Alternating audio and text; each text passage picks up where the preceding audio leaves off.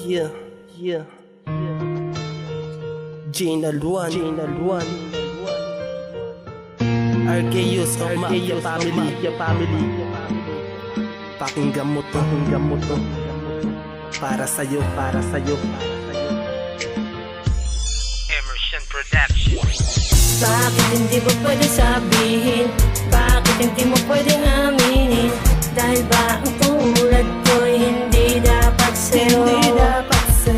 Babaliwalain mo na lang ba lahat ng ating mga ginawa?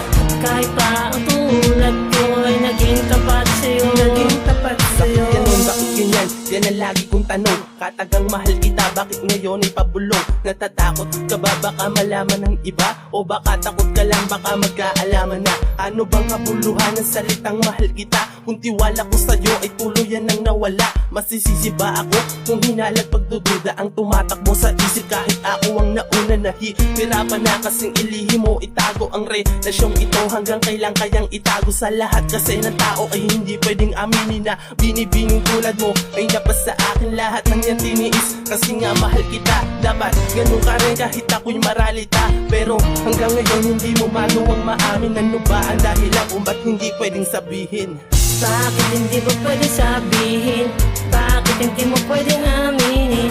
Dahil ba ang tulad ko'y hindi dapat sa'yo?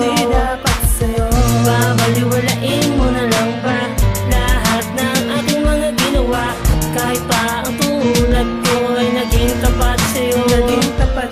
Lahat na binigay ko na ang katapatan ko, ngunit tadhana para sa akin ay sadyang mapagbiro. Sa kabila na sakripisyo ko't papapakumbaba ay tanging pagdurusa at pasakit na napala. Huling-huli na kita sa iyong daang pakaliwa. Bistado na kita pero tinatanggi mo pa. Siya ba ang iyong rason kaya't pinili mong ilihim ang pag-iibigan na inisip kong para lang sa ating pinilit mong intindihin ang iyong mga dahilan? Ngunit paulit-ulit mo na lang akong nasasaktan at kahit na anong gawin subukan man ng makinig, di pa rin mabunot ang mga tinik sa aking dibdib. Bakit di pwedeng sabihin? Bakit di pwedeng aminin? Huwag mo na akong lokohin, huwag mo na akong paikutin pagkat ngayon batid ko na ang iyong tunay na hangarin. Bakit di pa noon naisip na ikaw ay sinungaling?